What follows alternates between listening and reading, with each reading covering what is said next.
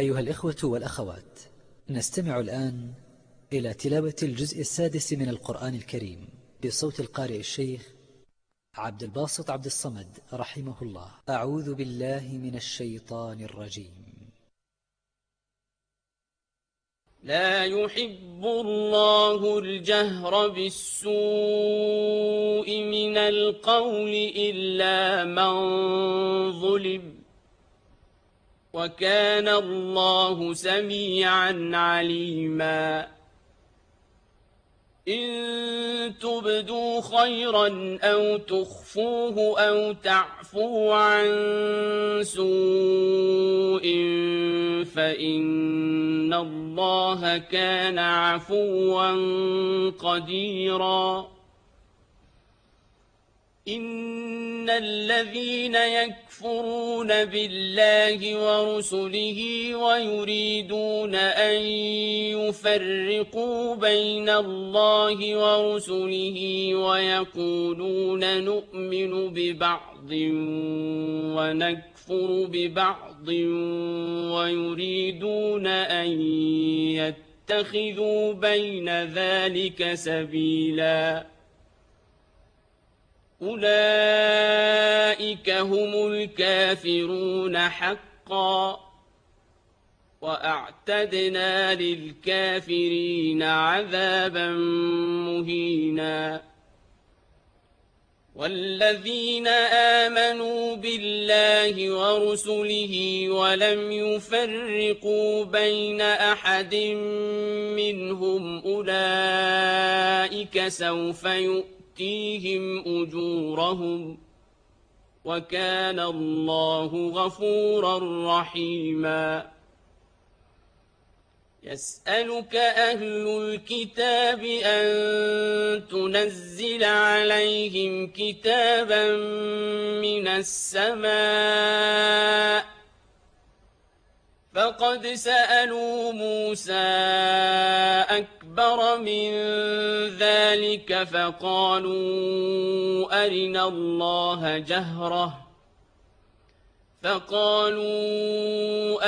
الله جهرة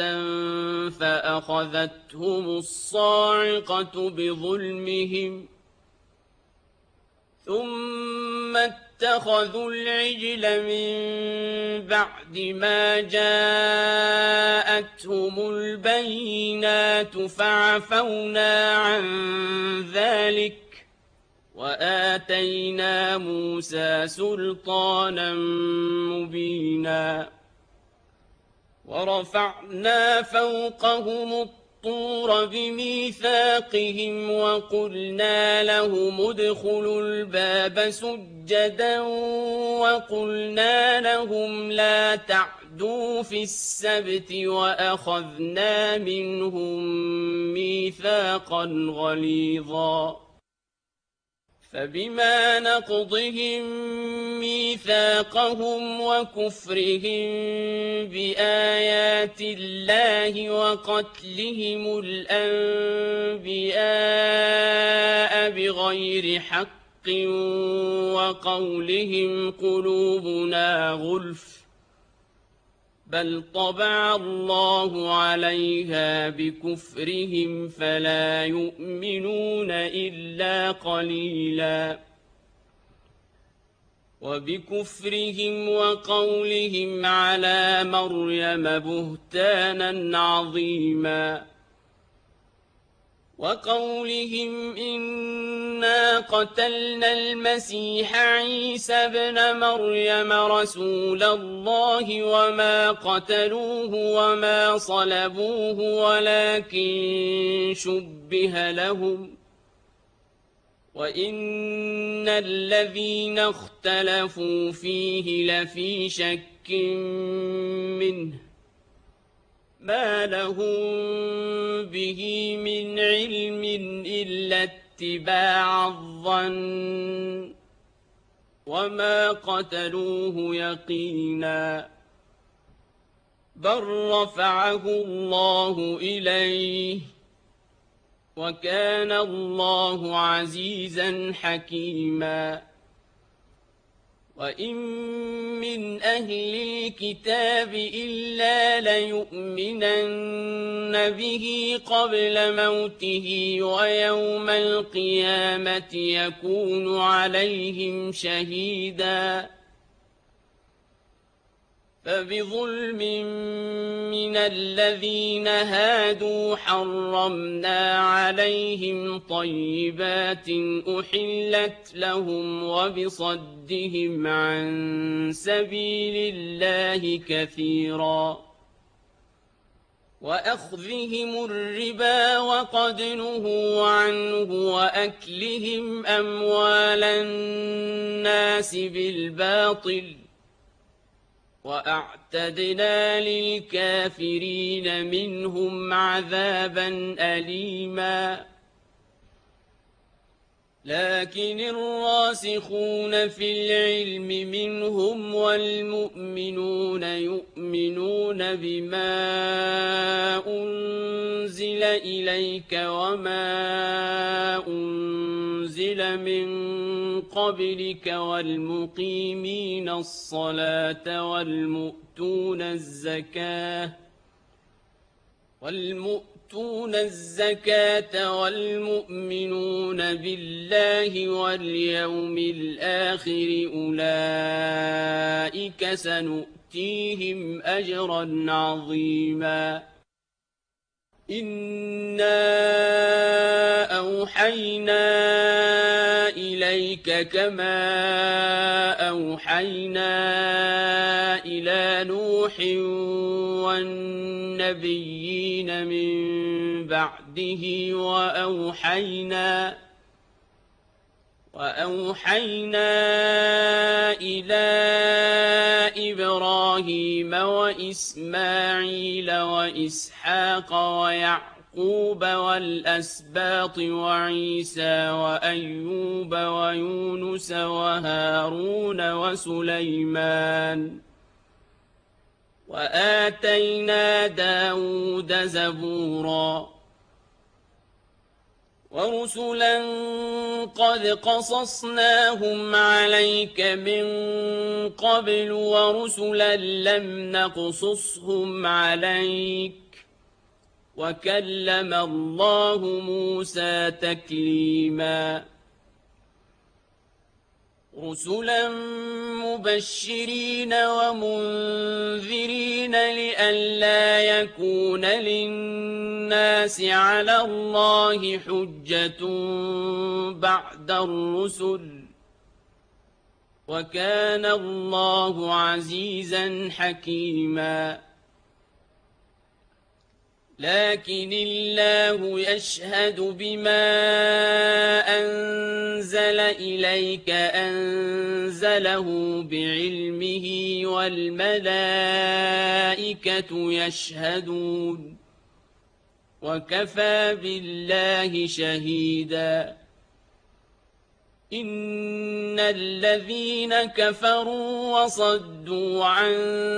سبيل الله قد ضلوا ضلالا بعيدا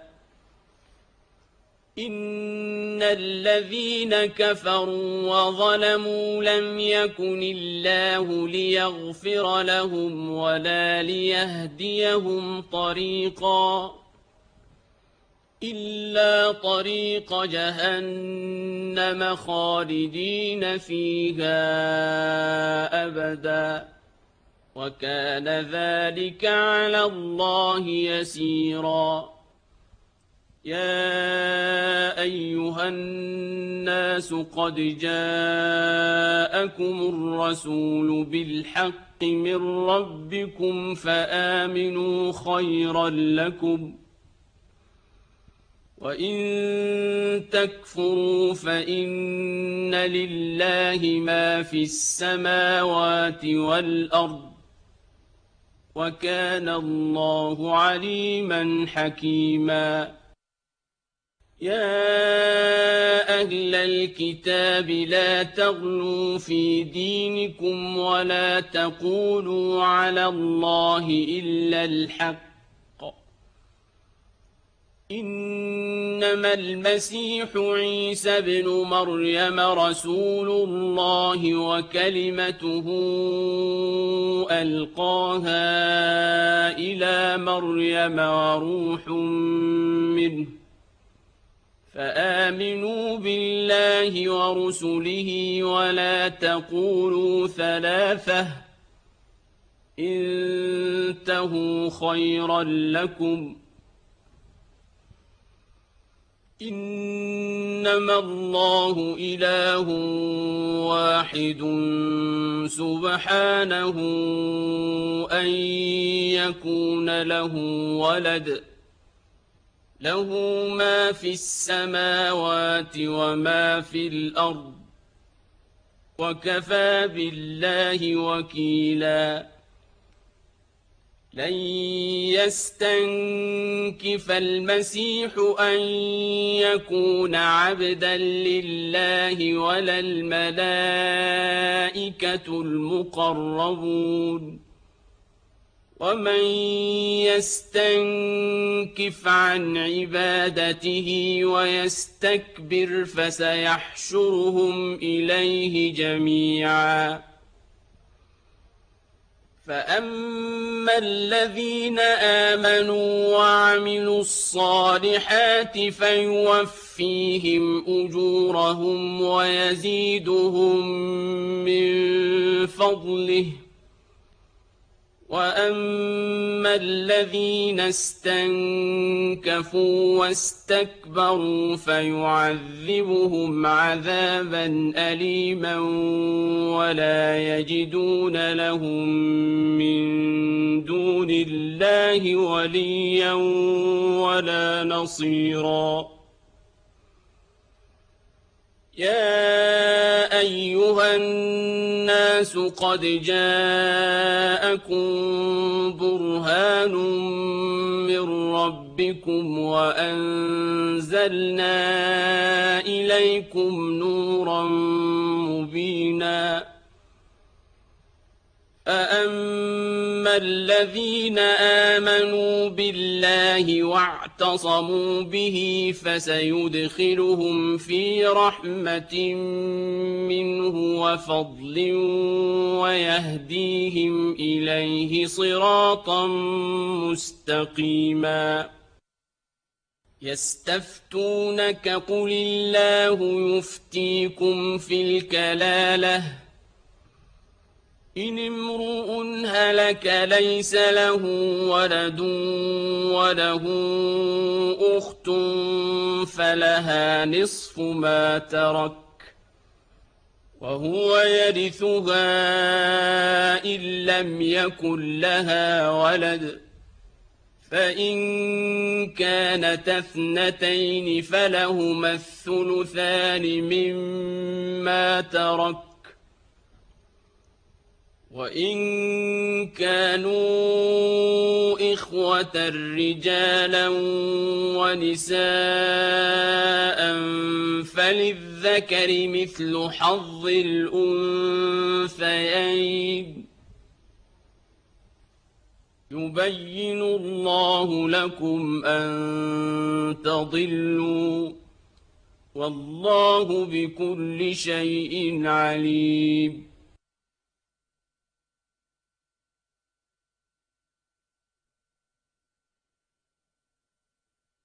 بسم الله الرحمن الرحيم يا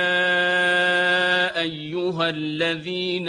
آمنوا أوفوا بالعقود أحلت لكم بهيمة الأنعام إلا ما يتلى عليكم غير محل الصيد وأنتم حرم إن الله يحكم ما يريد يا أيها الذين آمنوا لا تحلوا شعائر الله ولا الشهر الحرام ولا الهدي ولا القلائد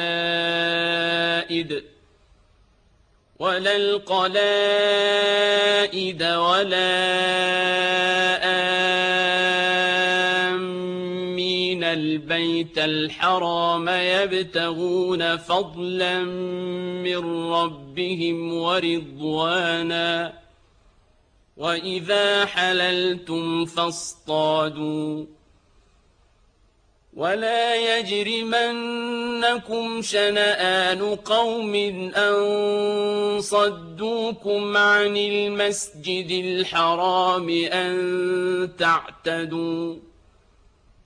وتعاونوا على البر والتقوى ولا تعاونوا على الإثم والعدوان واتقوا الله إن الله شديد العقاب حرمت عليكم الميتة والدم ولحم الخنزير وما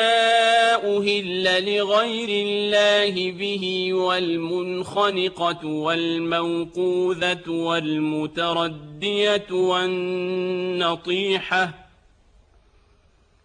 والمتردية والنطيحة وما أكل السبع إلا ما ذكيتم وما ذبح على النصب وأن تستقسموا بالأزلام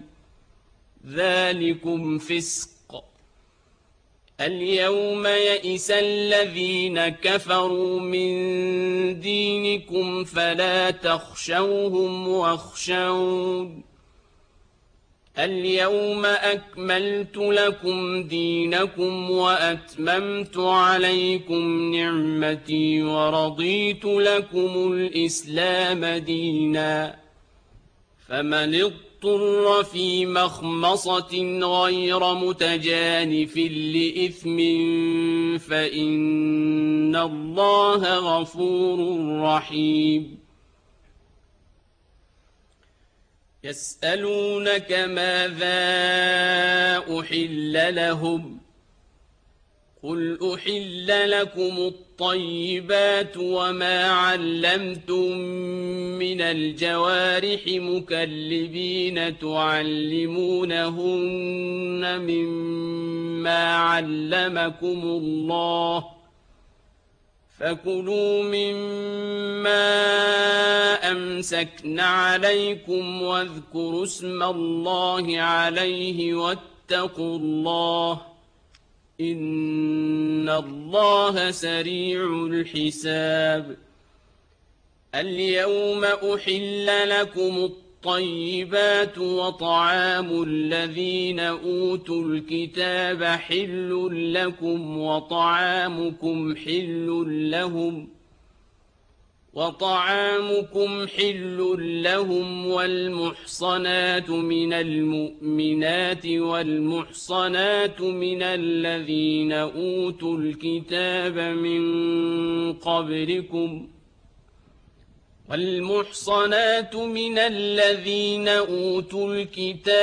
من قبلكم إذا آتيتموهن أجورهن محصنين غير مسافحين ولا متخذي أخدان ومن يكفر بالإيمان فقد حبط عمله وهو في الآخرة من الخاسرين يا أيها الذين آمنوا إذا قمتم إلى الصلاة فاغسلوا وجوهكم وأيديكم إلى المرافق وامسحوا برؤوسكم وأرجلكم إلى الكعبين وإن كنتم جنبا فاطهروا وإن كنتم مرضى أو على سفر أو جاء أحد منكم من الغائط أو لامستم النساء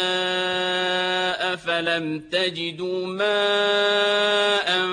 فتيمموا صعيدا طيبا فامسحوا بوجوهكم وأيديكم منه ما يريد الله ليجعل عليكم من حرج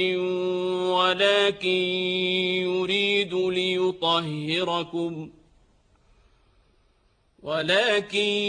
يريد ليطهركم وليتم نعمته عليكم لعلكم تشكرون واذكروا نعمة الله عليكم وميثاقه الذي واثقكم به إذ قلتم سمعنا وأطعنا واتقوا الله إن الله عليم بذات الصدور يا أيها الذين آمنوا كونوا قوامين لله شهداء بالقسط ولا يجرمنكم شنآن قوم على ألا تعدلوا اعدلوا هو أقرب للتقوى واتقوا الله إن الله خبير بما تعملون وعد الله الذين آمنوا وعملوا الصالحات لهم مغفرة وأجر عظيم والذين كفروا وكذبوا بآياتنا أولئك أصحاب الجحيم يا أيها الذين آمنوا اذكروا نعمة الله عليكم إذ هم قوم أن يبسطوا إليكم أيديهم فكف أيديهم عنكم واتقوا الله وعلى الله فليتوكل المؤمنون ولقد أخذ الله ميثاق بني إسرائيل وبعثنا منهم 12 نقيبا وقال الله إني معكم لئن أقمتم الصلاة وآتيتم الزكاة وآمنتم برسلي وعزرتموهم وأقرضتم الله قرضا حسنا لأكفرن عنكم سيئاتكم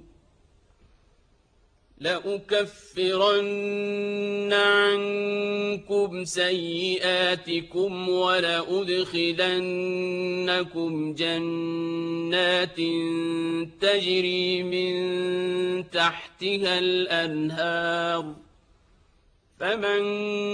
كفر بعد ذلك منكم فقد ضل سواء السبيل فبما نقضهم ميثاقهم لعناهم وجعلنا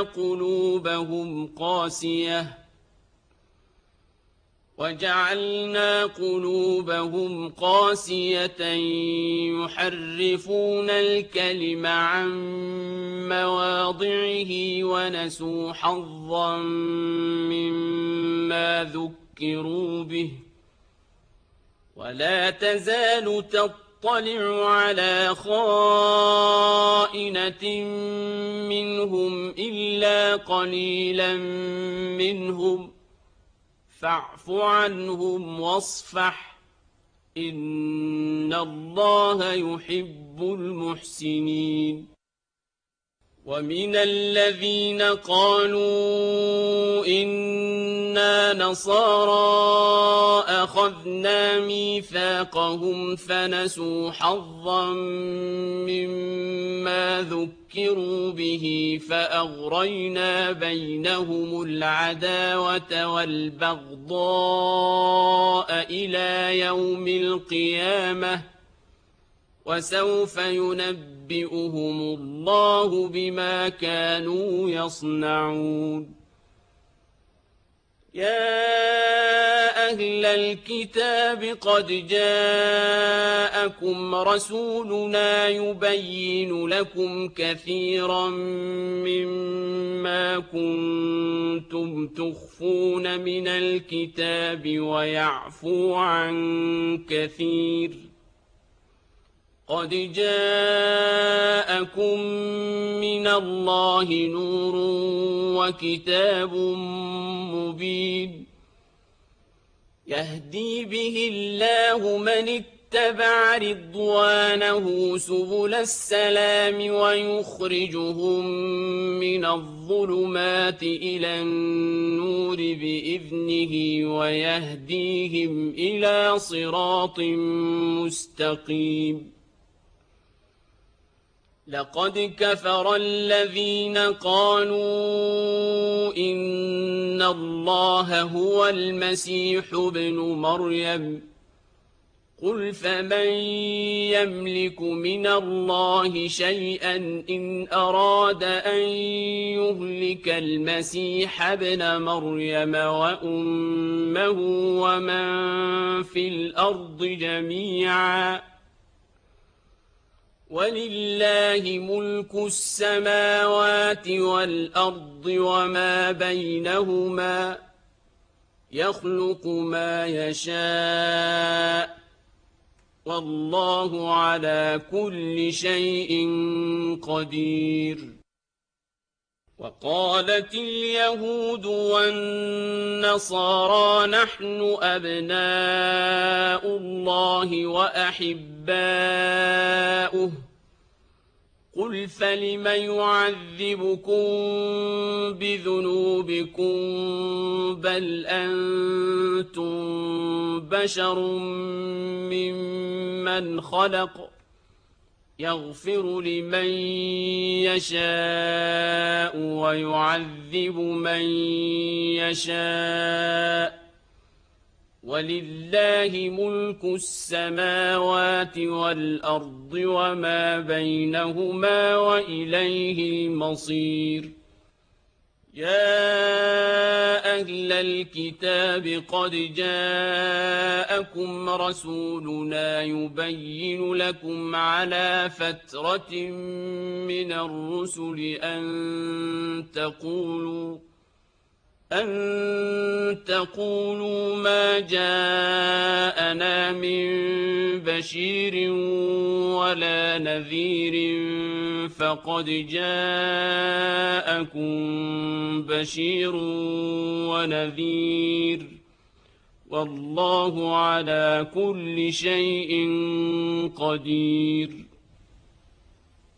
وَإِذْ قَالَ مُوسَىٰ لِقَوْمِهِ يَا قَوْمِ اذْكُرُوا نِعْمَةَ اللَّهِ عَلَيْكُمْ إِذْ جَعَلَ فِيكُمْ أَنبِيَاءَ وَجَعَلَكُم مُّلُوكًا وَآتَاكُم مَّا لَمْ يُؤْتِ أَحَدًا مِّنَ الْعَالَمِينَ. يَا قَوْمِ ادْخُلُوا الْأَرْضَ الْمُقَدَّسَةَ الَّتِي كَتَبَ اللَّهُ لَكُمْ وَلَا تَرْتَدُّوا عَلَىٰ أَدْبَارِكُمْ فَتَنقَلِبُوا خَاسِرِينَ. قَالُوا يَا مُوسَىٰ إِنَّ فِيهَا قَوْمًا جَبَّارِينَ وَإِنَّا لَن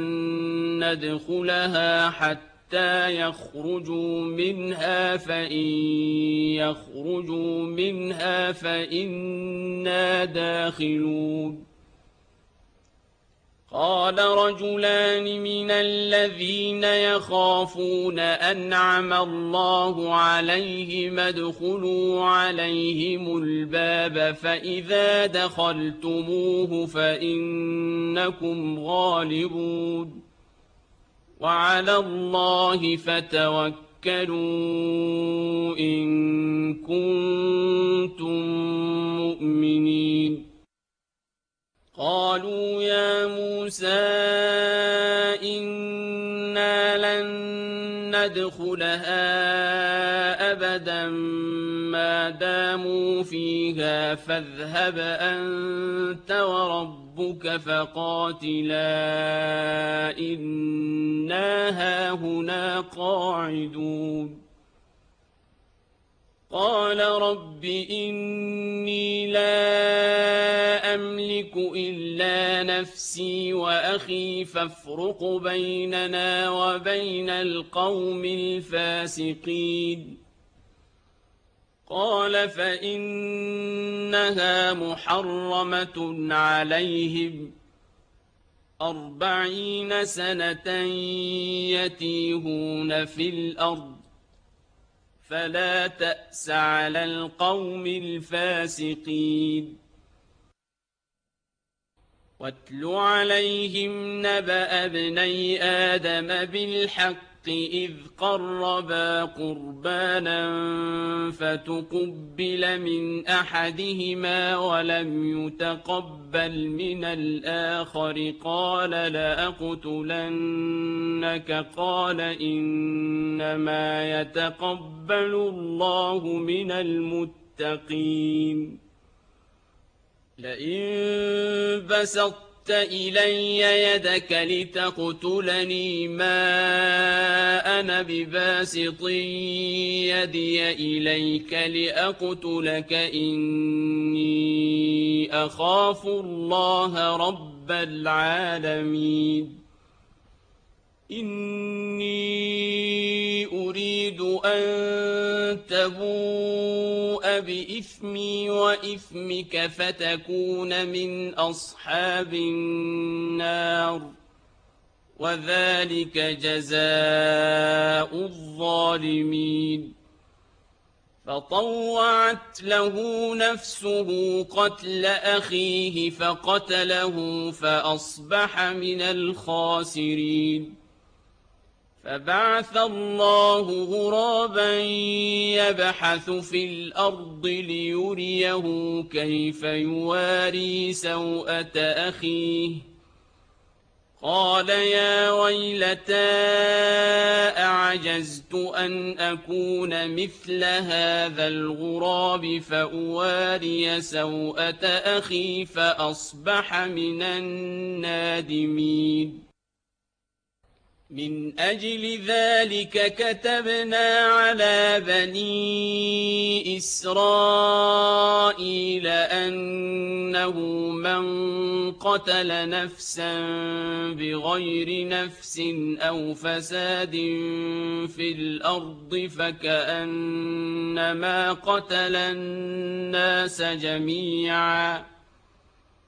فكأنما قتل الناس جميعا ومن أحياها فكأنما أحيا الناس جميعا ولقد جاءتهم رسلنا بالبينات ثم إن كثيرا منهم بعد ذلك في الأرض لمسرفون إنما جزاء الذين يحاربون الله ورسوله ويسعون في الأرض فسادا أن يقتلوا أو يصلبوا أو تقطع أيديهم وأرجلهم من خلاف أو ينفوا من الأرض ذلك لهم خزي في الدنيا ولهم في الآخرة عذاب عظيم إلا الذين تابوا من قبل أن تقدروا عليهم فاعلموا أن الله غفور رحيم. يا أيها الذين آمنوا اتقوا الله وابتغوا إليه الوسيلة وجاهدوا في سبيله لعلكم تفلحون. إن الذين كفروا لو أن لهم ما في الأرض جميعا ومثله معه ليفتدوا به من عذاب يوم القيامة ما تقبل منهم ولهم عذاب أليم. يريدون أن يخرجوا من النار وما هم بخارجين منها ولهم عذاب مقيم. والسارق والسارقة فاقطعوا أيديهما جزاء بما كسبا نكالا من الله والله عزيز حكيم. فمن تاب من بعد ظلمه وأصلح فإن الله يتوب عليه إن الله غفور رحيم. ألم تعلم أن الله له ملك السماوات والأرض يعذب من يشاء ويغفر لمن يشاء والله على كل شيء قدير. يا أيها الرسول لا يحزنك الذين يسارعون في الكفر من الذين قالوا آمنا بأفواههم ولم تؤمن قلوبهم ومن الذين هادوا سماعون للكذب سماعون لقوم آخرين لم يأتوك يحرفون الكلم من بعد مواضعه يقولون إن أوتيتم هذا فخذوه وإن لم تؤتوه فاحذروا ومن يرد الله فتنته فلن تملك له من الله شيئا أولئك الذين لم يرد الله أن يطهر قلوبهم لهم في الدنيا خزي ولهم في الآخرة عذاب عظيم. سماعون للكذب أكالون للسحت فإن جاءوك فاحكم بينهم أو أعرض عنهم وإن تعرض عنهم فلن يضروك شيئا وإن حكمت فاحكم بينهم بالقسط إن الله يحب المقسطين. وكيف يحكمونك وعندهم التوراة فيها حكم الله ثم يتولون من بعد ذلك وما أولئك بالمؤمنين. إنا أنزلنا التوراة فيها هدى ونور يحكم يحكم بها النبيون الذين أسلموا للذين هادوا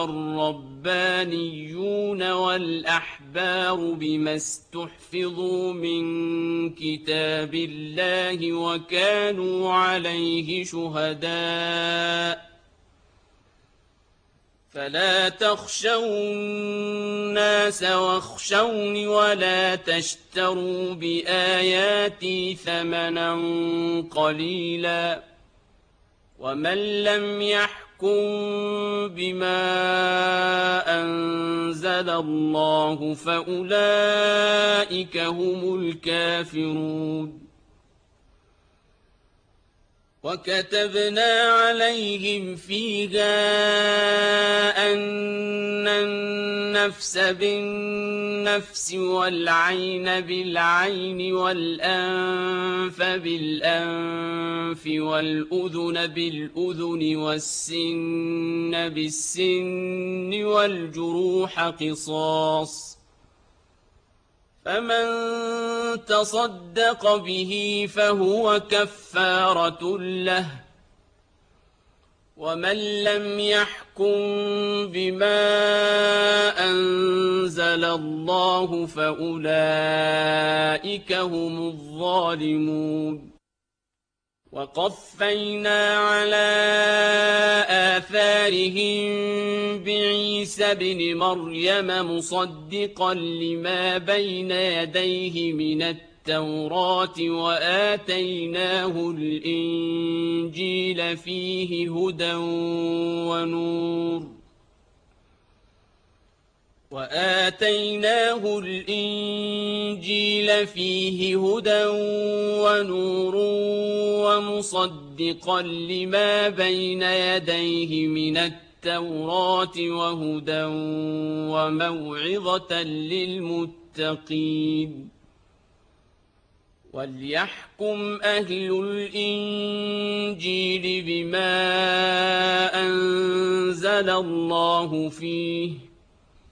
ومن لم يحكم بما أنزل الله فأولئك هم الفاسقون وأنزلنا إليك الكتاب بالحق مصدقا لما بين يديه من الكتاب ومهيمنا عليه فاحكم بينهم بما أنزل الله ولا تتبع أهواءهم عما جاءك من الحق لكل جعلنا منكم شرعة ومنهاجا ولو شاء الله لجعلكم أمة واحدة ولكن ليبلوكم فيما آتاكم فاستبقوا الخيرات إلى الله مرجعكم جميعا فينبئكم بما كنتم فيه تختلفون وأن احكم بينهم بما أنزل الله ولا تتبع أهواءهم واحذرهم أن يفتنوك عن بعض ما أنزل الله إليك فإن تولوا فاعلم أنما يريد الله أن يصيبهم ببعض ذنوبهم وإن كثيرا من الناس لفاسقون أفحكم الجاهلية يبغون ومن أحسن من الله حكما لقوم يوقنون يا أيها الذين آمنوا لا تتخذوا اليهود والنصارى أولياء بعضهم أولياء بعض ومن يتولهم منكم فإنه منهم إن الله لا يهدي القوم الظالمين فترى الذين في قلوبهم مرض يسارعون فيهم يقولون نخشى أن تصيبنا دائرة فعسى الله أن يأتي بالفتح أو أمر من عنده فيصبحوا على ما أسروا في أنفسهم نادمين ويقول الذين آمنوا أهؤلاء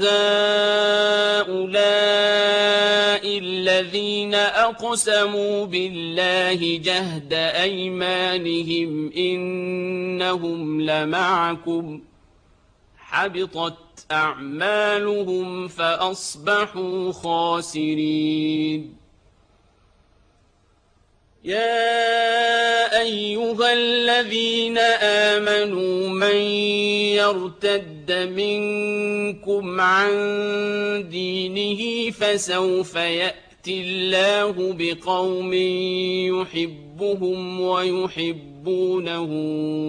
أذلة على المؤمنين أعزة على الكافرين فسوف يأتي الله بقوم يحبهم ويحبونه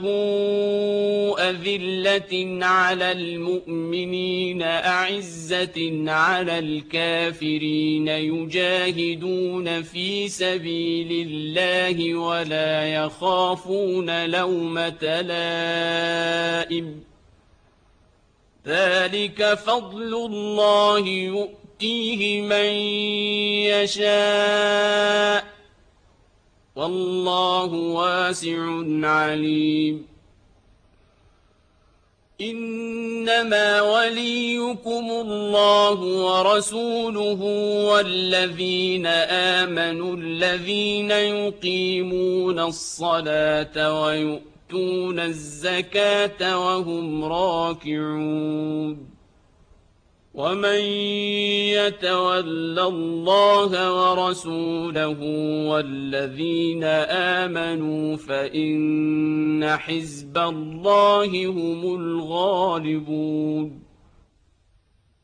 يا أيها الذين آمنوا لا تتخذوا الذين اتخذوا دينكم هزوا ولعبا من الذين أوتوا الكتاب من قبلكم لا تتخذوا الذين اتخذوا دينكم هزوا ولعبا من الذين أوتوا الكتاب من قبلكم والكفار أولياء واتقوا الله إن كنتم مؤمنين وإذا ناديتم إلى الصلاة اتخذوها هزوا ولعبا ذلك بأنهم قوم لا يعقلون قل يا أهل الكتاب هل تنقمون منا إلا أن آمنا بالله وما أنزل إلينا وما أنزل أنزل من قبل وأن أكثركم فاسقون قل هل أنبئكم بشر من ذلك مثوبة عند الله من لعنه الله وغضب عليه وجعل منهم القردة والخنازير وعبد الطاغوت أولئك شر مكانا وأضل عن سواء السبيل وإذا جاءوكم قالوا آمنا وقد دخلوا بالكفر وهم قد خرجوا به والله أعلم بما كانوا يكتمون وترى كثيرا منهم يسارعون في الإثم والعدوان وأكلهم السحت لبئس ما كانوا يعملون لولا ينهاهم الربانيون والأحبار عن قولهم الإثم وأكلهم السحت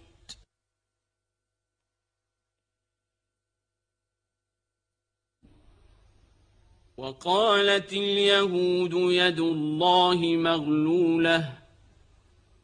غلت أيديهم ولعنوا بما قالوا بل يداه مبسوطتان ينفق كيف يشاء وليزيدن كثيرا منهم ما أنزل إليك من ربك طغيانا وكفرا وألقينا بينهم العداوة والبغضاء إلى يوم القيامة كلما أوقدوا نارا للحرب أطفأها الله ويسعون في الأرض فسادا والله لا يحب المفسدين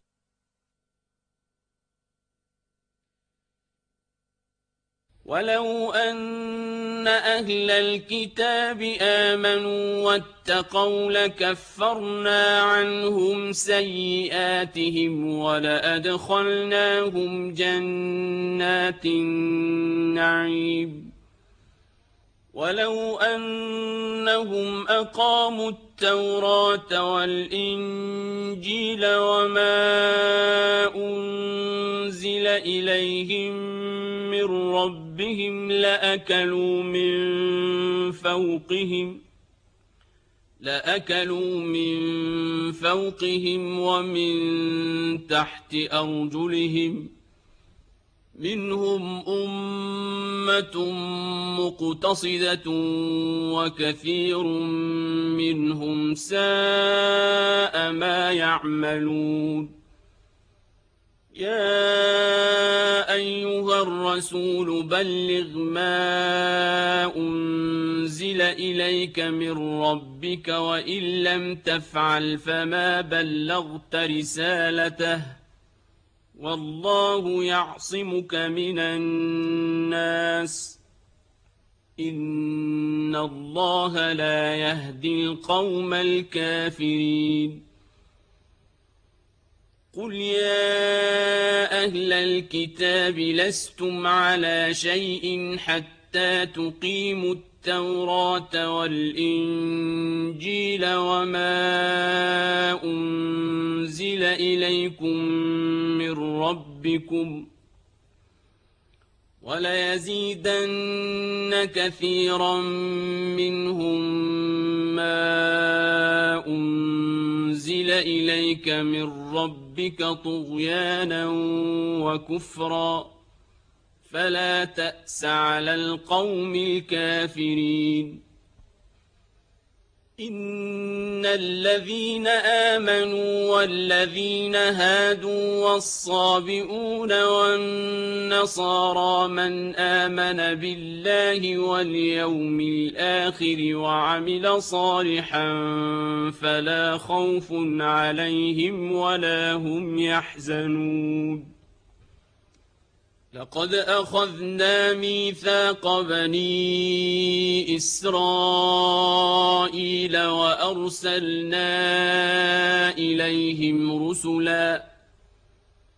وأرسلنا إليهم رسلا كلما جاءهم رسول بما لا تهوى أنفسهم فريقا كذبوا وفريقا يقتلون وحسبوا ألا تكون فتنة فعموا وصموا ثم تاب الله عليهم ثم عموا وصموا كثير منهم والله بصير بما يعملون لقد كفر الذين قالوا إن الله هو المسيح ابن مريم وقال المسيح يا بني إسرائيل اعبدوا الله ربي وربكم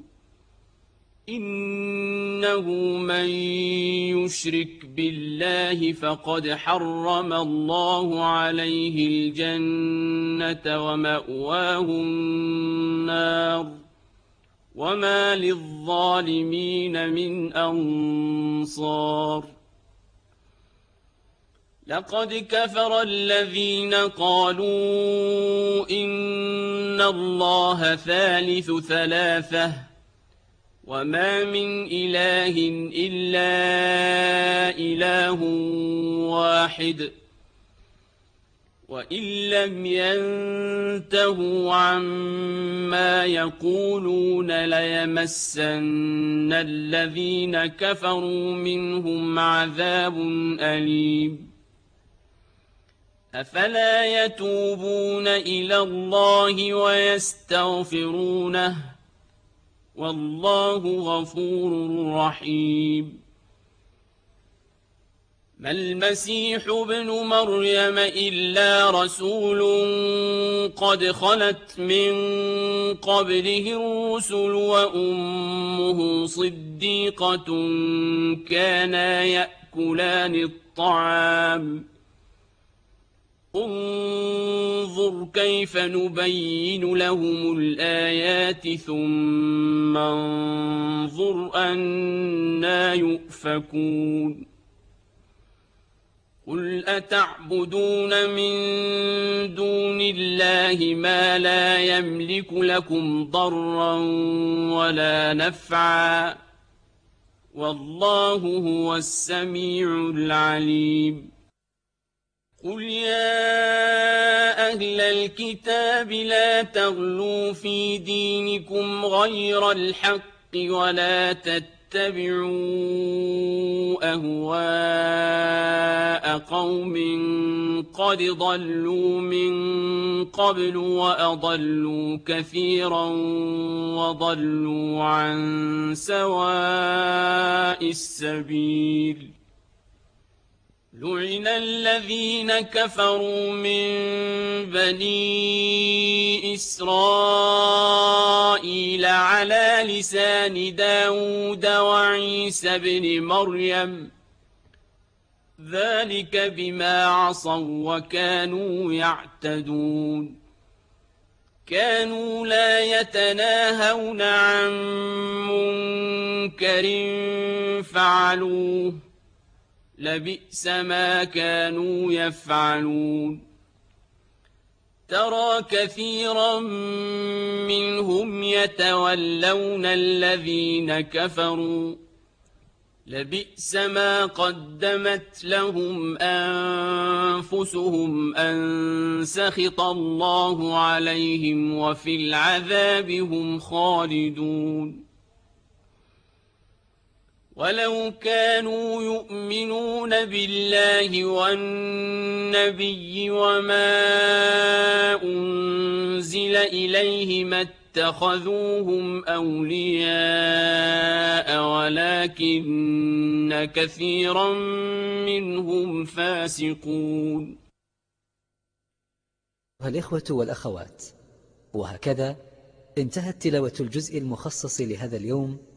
ضمن المصحف الكامل للقارئ الشيخ عبد الباسط عبد الصمد رحمه الله.